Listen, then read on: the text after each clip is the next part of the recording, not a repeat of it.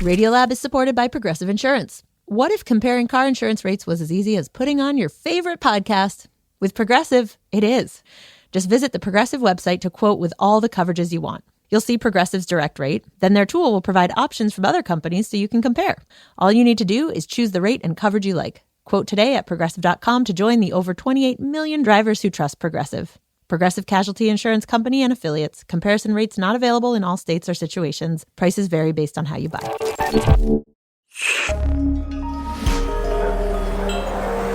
Listener supported.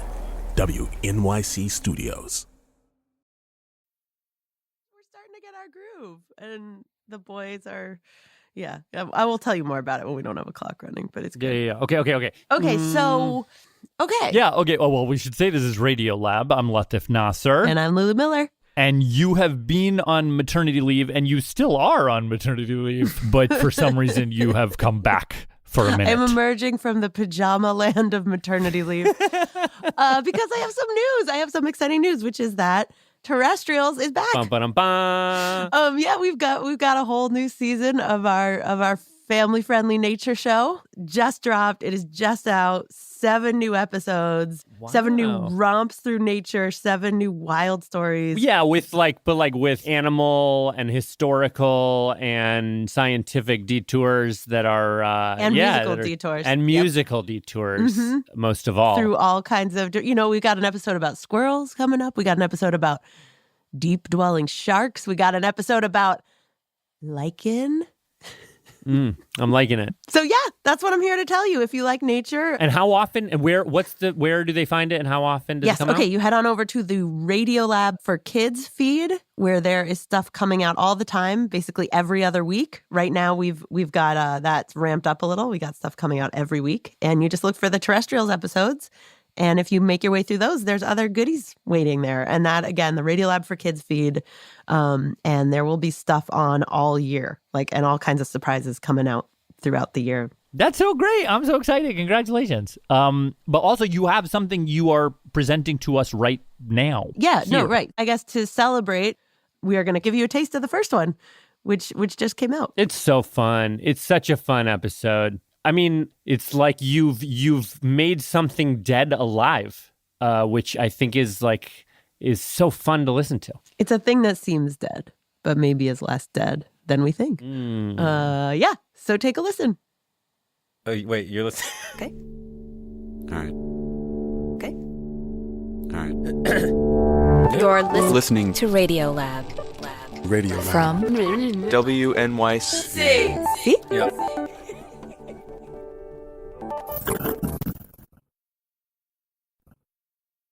Three, 2, 1. Imagine you standing in the middle of a forest. Your arms break off and your insides hollow out.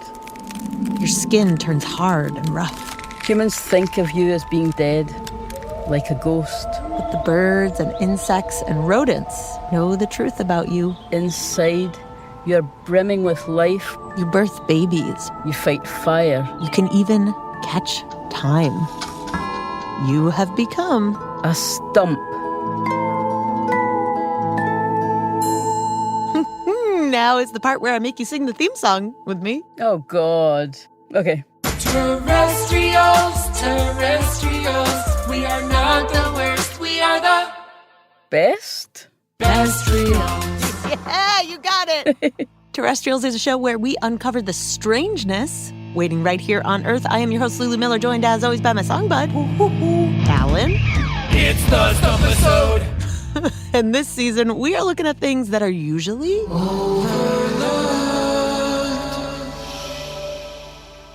And today's guide through the wild world of tree stumps is Scottish artist, writer, and tree expert, Amanda Thomson. I don't see myself as being an expert in trees, maybe more a lover of trees. Now, Amanda grew up like most of us, not really noticing stumps. Or if she did, noticing what they weren't. Trees are for climbing, aren't they? Can't build a treehouse in a stump. Can't get shade from a stump. No. So stumps seemed like broken things, sad things, dead things. Until one day, she happened across a stump that would cast a sort of spell on her that would make her see these quiet, dead-seeming stumps completely differently They don't look like they're doing anything, but they're doing so much. All right, so like most good fairy tales, this one begins in the woods. The deep, dark woods of Scotland. Amanda is staying in a friend's cottage, taking care of the chickens, and one day she decides to go for a walk in the ancient pines. And she walks deeper and deeper into the dark until suddenly a stump catches her eye. It was very pale. A lot of the bark had fallen off of it, so it was almost silver. It was a kind of stump called a snag, where part of the tree still stands, but it's hollow inside. All of the upper branches had snapped. And as she studied its kind of spooky form, the giant stump began casting its spell. I just started to notice all these dead trees in the middle of all the life that was going on. And without really knowing why, she got out her camera and began taking pictures. They're almost like skeletons. Can you say any more about what drew you to them at the beginning? I was just drawn to their difference. She related to that feeling. So when I was growing up, I was about the only black kid in a small town. I had such a lovely childhood, but there's moments where you are made to feel different, and you experience racism. And whether it's intentional or unintentional, you still feel it. So when I was starting to look at the dead trees and trying to think about what they meant for me, they reminded her a little of her. And she wanted to extend a kind of care to them that she didn't always get as a kid. there's a lot of kindness that comes when people start to understand the value of difference and what difference can contribute, if that makes sense. Huh. And so, she kept spending time with these dead trees, trying to get to know them by taking pictures of them. They're beautiful shapes. And drawing them. Made some films. Of dead trees, etchings of dead trees, sound recordings of, you guessed it, dead trees. But her understanding of the value of stumps really clicked in when she started following scientists on walks through the woods. They peeled back the bark, so to speak, and showed her just how many different beasties that are there. Beasties like beetles and wasps and mushrooms and flies. And they hold so much life within them. The scientists taught her there's a whole class of creatures that need stumps to live. They're what's called saproxylic. Saproxylic? Uh-huh. It means they would die without dead wood. These are creatures like fungi that slurp up crucial nutrients out of stumps, kind of like a wood smoothie, or beetles that lay their babies inside, or wasps that chew stumps to create nests. And sometimes stumps break apart to create whole new worlds. Sometimes in the holes, like, you can get water as well, so that creates another microhabitat. Oh, like a little pool, a little pond in the dead tree? Yeah. Ah! And while wasps and beetles might sound kind of annoying, without them, you'd lose pollinators and little magicians that turn rot into crucial nutrients for the forest floor. And you'd lose food, crunchy snacks for bigger creatures. In short, without stumps and deadwood, the forest ecosystem would pretty quickly collapse. Studies reckon that a healthy forest needs 30% deadwood in order to be a healthy forest. Whoa, that is so much of the forest. Absolutely. But Amanda was just getting started. She would go on to spend the next 20 years studying stumps. Yeah. And is now going to take us on a tour de stumps, a world tour of stumps doing things I would never dream they could. Saving lives, creating cities, and even changing the sky. That's brilliant, isn't it? The tour departs the station right after this short break. Radiolab is supported by BetterHelp. Masks and disguises are big this time of year, with many of us out shopping for that perfect Halloween costume. But do you ever feel like you wear a mask maybe more often than you want to in life? In your relationships, in the workplace, or in a social setting? Well, therapy can help you to learn to accept all parts of yourself so you can take the mask off. After all, masks should be for Halloween fun, not for our emotions. So, if you're thinking of starting therapy, give BetterHelp a try. It's entirely online, designed to be convenient, flexible, and suited to your schedule. Therapy can arm you with the tools you need to live your best life, helping you learn things like positive coping mechanisms and setting effective boundaries. Just fill out a brief questionnaire to get matched with a licensed therapist and switch therapists at any time for no additional charge.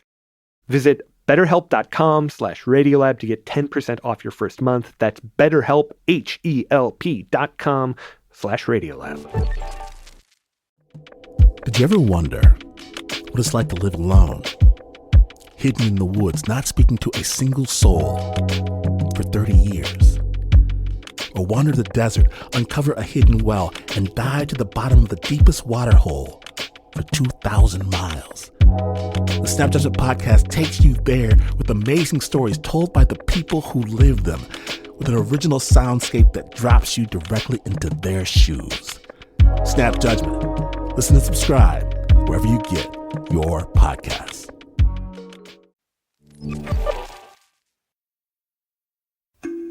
Terrestrials is back, and I am lacing up my hiking boots for a tour de Stumps. 3 stumps hidden on our planet that aren't famous, but totally should be. That's our stump lover, Amanda Thomson. Okay, Amanda, where are you taking us for stump 1? We're going to Illinois. Rural Illinois to meet a stump that changed the sky. I am somewhere in southern Illinois. I'm looking out at a bunch of windmills. Just doo-doo-doo. Once Amanda revealed the location, I hopped in my car and drove for hours. A lot of fields through flat, kind of dry-looking industrial bean farms and corn farms until, I turned off onto a little dirt road to meet with a firefighter. Hey, it's great to meet you. Named Tyler Funk, who, discovered this stump. So we are approaching Stump. We're close. We walk for a while on the mud and sprouts of a bean farm until, it's kind of gnarled and almost black, really dark brown. We reach a huge stump. It's up to my shoulders. It's very typical, pretty flat top. A little bit of bird poop on it. Yeah.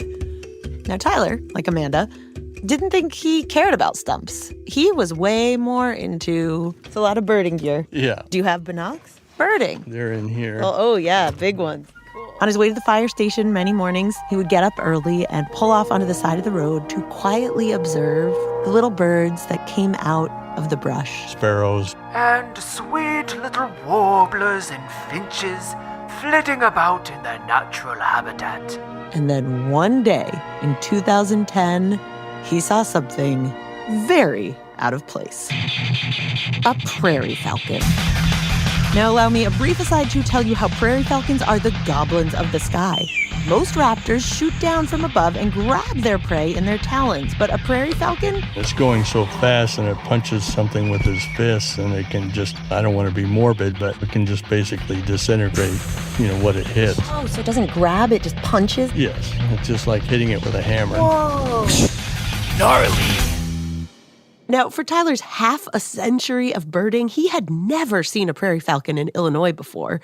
Those birds preferred the American West, where there were tons of jagged cliffs and boulders off of which they could perch and hunt prey.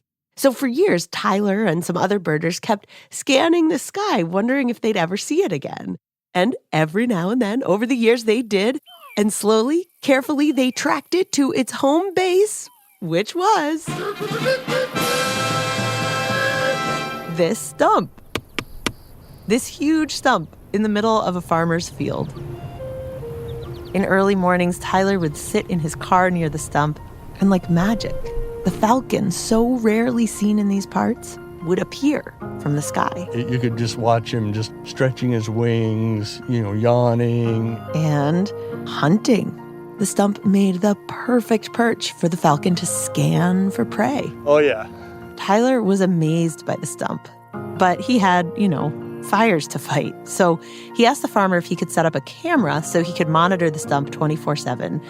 And that's when things got even weirder, because it wasn't just a falcon coming, I have footage of a snowy owl sitting on the stump, raptors, kestrels, Cooper's hawk, red-tailed hawk, rough-legged hawk. Whoa. And it didn't stop there. Coyotes have been up there, so they've had a pretty good jump to get up there. I think I've had skunk up there, a weasel, a mink, rats, possums, and there's mice that come out and crawl around on that stump. It was almost like a fairy tale, where the stump was a kind of magnet that pulled rare beasts from the sky and below. Actually, this winter I had a bobcat on top of that stump. Yeah, I really didn't expect to see that.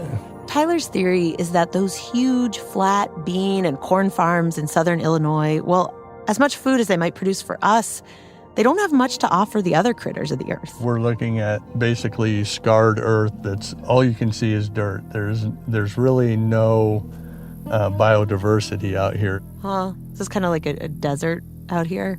I think actually a desert probably has better biodiversity than this does, to be honest with you. It's worse than a desert. Okay. It's worse than a desert, yeah. But the stump, in its way, is bringing life back. Its wood feeds bugs, which attract rodents, which hide in the roots, which attract bobcats and coyotes, and even those rare raptors, which are now darkening the sky with wings that hadn't been seen in decades.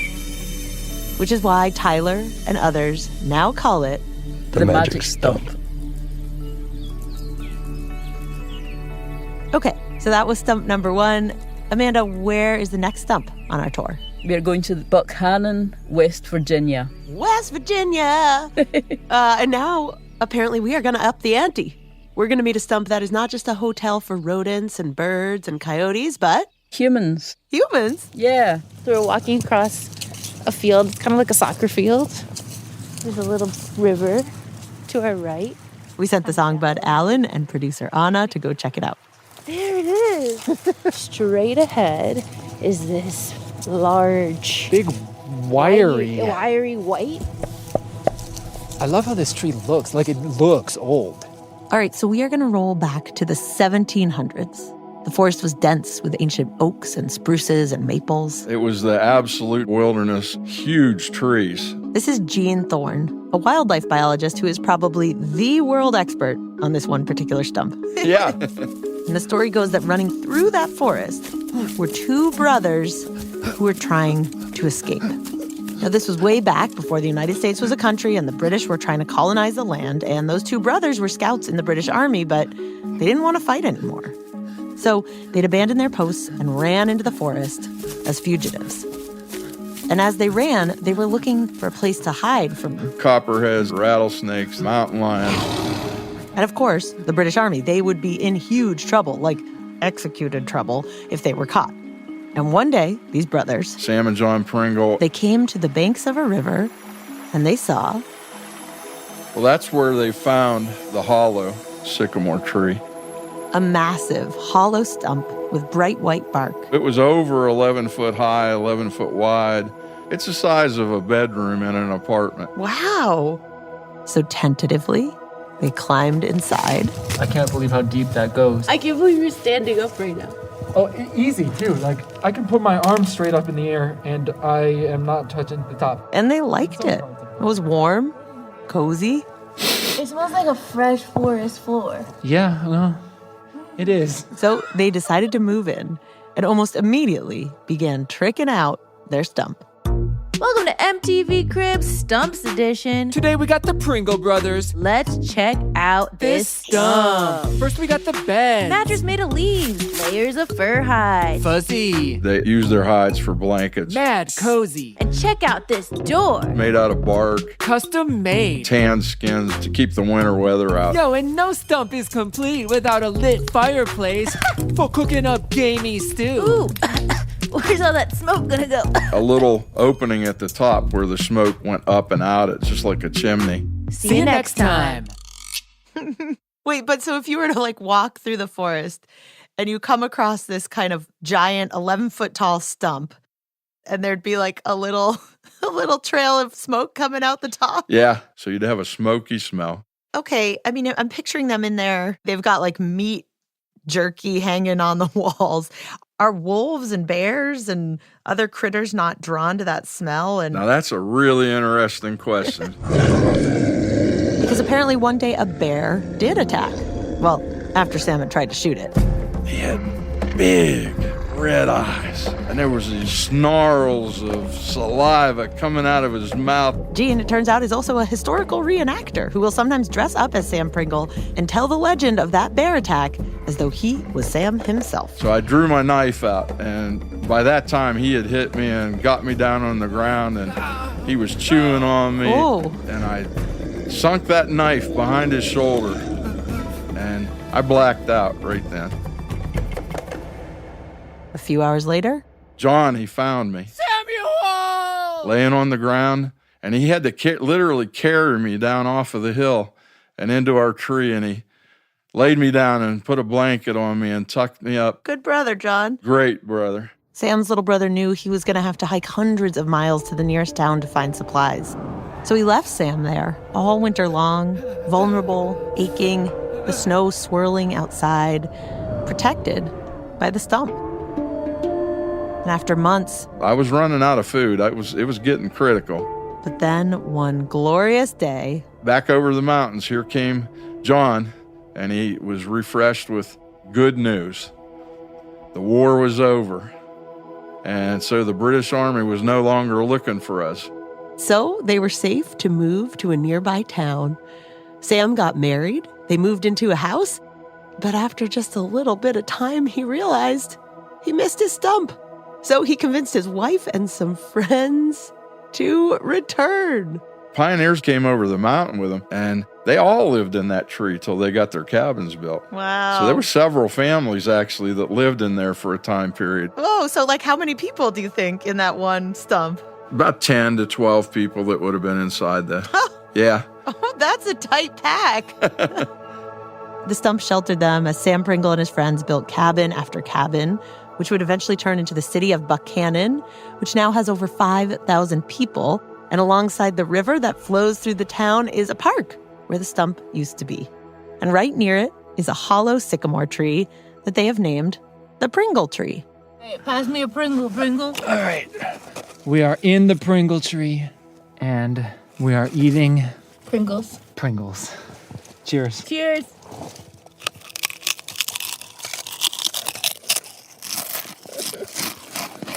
It tastes better in the tree. They taste better in the tree. They sound better in the tree. Mm-hmm.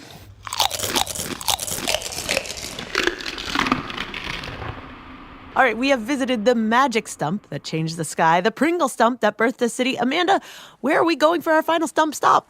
We're going to Wales. Wales, a small seaside nation in the UK, where in 2014 a mighty tempest rolled through. There was wind and fog and lightning. The waves swelled high into the sky. Very choppy. But when the storm finally passed, there arose from the water all these mysterious structures. Dozens of black, pointy protrusions that looked like shark's fins. But upon closer inspection, it turned out they were stumps. Petrified snags and stumps. Petrified, meaning hardened. Fossilized. Into this forest of preserved deadwood poking out from the sea. People came from all over to wander through these ghost trees. And as they did, they noticed that in the fossilized dirt, there were human footprints of children and adults. From more than 5,000 years ago. Scientists analysed the footprints and learned that this area, which was deep underwater, used to be a human civilization. And the wild part is this scientific data held in the stumps echoed an ancient legend from Wales, a sort of local fairy tale about a great town that was swallowed up by the ocean. Now, no one really knew if that story was true or not, but the stumps offered up a pretty good guess. I think there's a lot of histories if you start to pay attention to looking at a tree and what you see in them.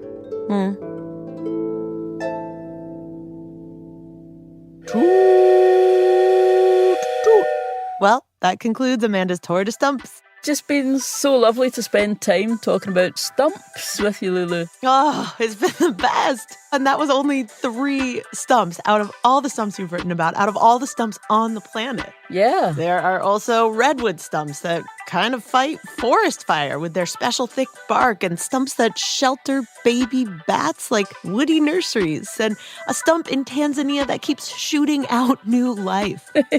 Yeah. And there are probably so many more secrets and powers waiting in the dead-looking parts of the forest. Absolutely. I'm still learning.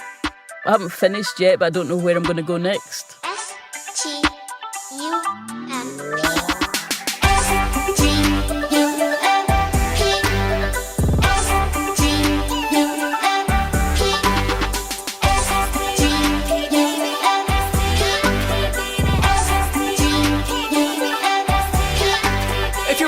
Snag your fabulous deadwood. You make me glad the way only a stump could. I know there's more to you than meets the eye. No lie, you sure got me mystified. I try to get to the root of it. Oh, I'm out on a limb. I can't leave it alone. Hot shot. I want to know what you got. Deadwood. Aha. I want to watch you rot.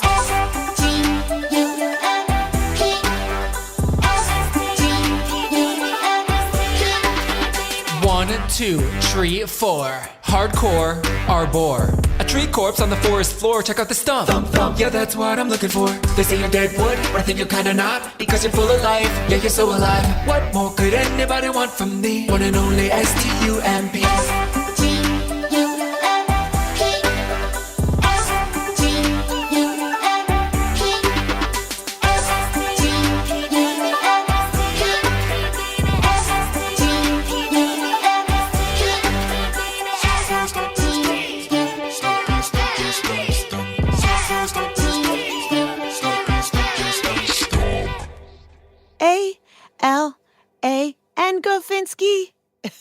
Al Gafinsky, everyone. Breaking down the house with the materials that make the house, the wood, the stumps, the planks, the snags. And that's it. That is all that Terrestrials has to offer you today. There is nothing else cool about to happen. What's that? Excuse me, I have a question. Me 2. Me 3. Me 4. The Badgers.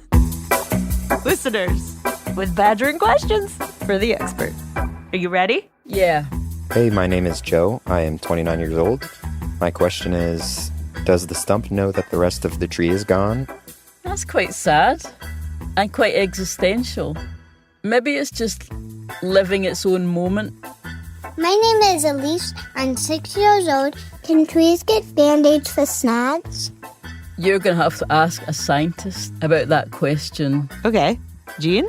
Yeah, they can. There's people that make a living. They call themselves tree surgeons. Huh. And if you get a broken branch off, you can actually go and wrap it up with a Band-Aid. Wow. And kind of a tarry like substance goes underneath to keep the moisture from getting inside and causing rot.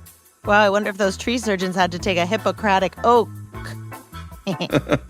Hi, my name is Sia. I'm 12 years old. My question is, do bears scratch themselves on dead wood or only on trees that are alive? For the most part, they choose live trees. Huh. They're getting rid of their winter coat, so they'll rub up and down the tree and take that fur off. The other thing that happens, they're trying to rub and get ticks dislodged and off of themselves. And there's been some research that the oils off of birch trees and pine resin are actually a tick repellent. Smart. Hi, my name is Mark. I'm 33 years old, and I'm joined by Sophie and ages 5 and 2. And we'd like to know, why do we say we're stumped when we run into a question we can't answer? Is it because of the shape of the stump? You can't see the kind of a way to branch off into your thinking? I have been stumped. Well, that is the most perfect place to leave it. Biggest thanks again to Amanda Thomson. If you would like to read her beautiful writing, check out her book, Belonging. There is a lot in there about tree stumps, other overlooked things, and people. And it's got a gorgeous painting of a hollow, stumpy snag on the front. Again, that's Belonging by Amanda Thomson. Terrestrials was created by me, Lulu Miller, with WNYC Studios. This episode was produced by Anna Gonzalez, Mira Bertwin-Tonic, Alan Gafinsky, Joe Plord, and me, with help from Tanya Chawla, Sarah Sambach, and Valentina Powers. Fact-checking by Natalie Middleton. Support for Terrestrials is provided by the Simons Foundation, the Arthur Vining Davis Foundations, the Calliopeia Foundation, and the John Templeton Foundation. Thank you. And also wanted to give a big shout out to the documentary The Magic Stump. That is how I learned about Tyler Funk's Stump. Tyler Funk Stump. In Illinois. It's a great documentary. Bob Dolgan is the filmmaker. You should go watch it. See all the raptors and beasts and humans that, come pay homage to this stump. That again is called The Magic Stump. Finally, teachers, we have free teaching materials on our websites that go along with many of the episodes. We worked with PBS Learning Media to make sure everything aligns with national standards. We've got them for grades K through 8, and they are free and they are fun. And you can find them and print them out at radiolab4kids.org. If you are liking what you're hearing over here in Terrestrials, please like and subscribe to the podcast. It helps our chances of continuing on. Like a tree stump, giving more life and audio stories to you. All right, that'll do it. Thanks so much for listening. Catch you in a couple spins of this dirty old planet of ours. Bye.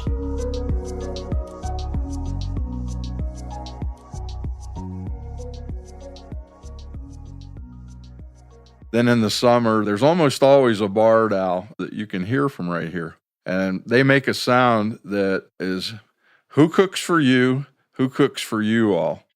And I'll do you a little rendition of that.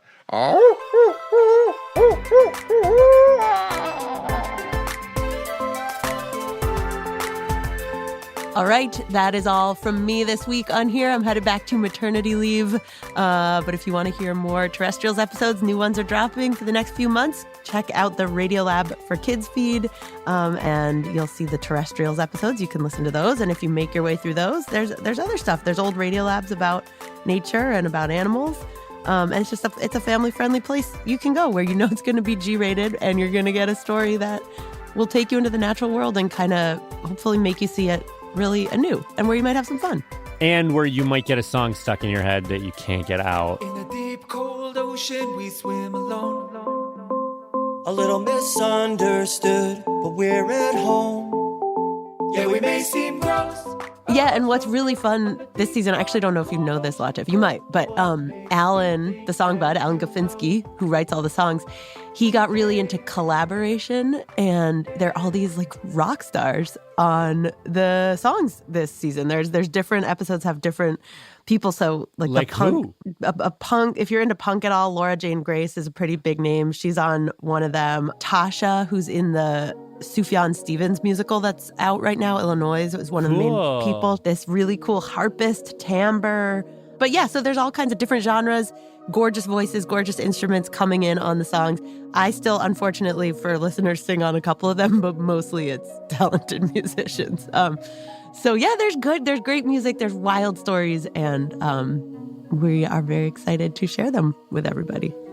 And you are after this studio session, you are going running back to the pajamas. To my baby. Right. To feed the baby. Yes. The baby. Yeah, I'm going back. I'm on maternity leave. And when do you come back? And I come back in January. Yep. That'll do it for today. And then right on here, we will return you to your regularly scheduled Radiolab. More of that next week. Thanks for listening. Hi, I'm David, and I'm from Baltimore, Maryland.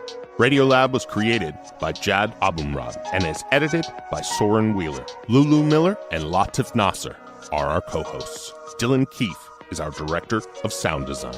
Our staff includes Simon Adler, Jeremy Bloom, Becca Bressler, W. Harry Fortuna, David Gable, Maria Paz Gutierrez, Sindhu Nyanam Sambandan, Matt Keelty, Annie McEwen, Rebecca Lax, Alex Neeson, Sarah Kari, Sarah Sandback, Ariane Wack, Pat Walters, and Molly Webster. Our fact checkers are Diane Kelly, Emily Krieger, and Natalie Middleton. Hi, this is Ellie from Cleveland, Ohio. Leadership support for Radiolab science programming is provided by the Gordon and Betty Moore Foundation, Science Sandbox, a Simons Foundation initiative, and the John Templeton Foundation. Foundational support for Radiolab was provided by the Alfred P. Sloan Foundation. This is Ira Flato, host of Science Friday. For over 30 years, the Science Friday team has been reporting high-quality science and technology news, making science fun for curious people by covering everything from the outer reaches of space to the rapidly changing world of AI to the tiniest microbes in our bodies. Audiences trust our show because they know we're driven by a mission to inform and serve listeners first and foremost with important news they won't get anywhere else. And our sponsors benefit from that halo effect. For more information on becoming a sponsor, visit sponsorship.wnyc.org.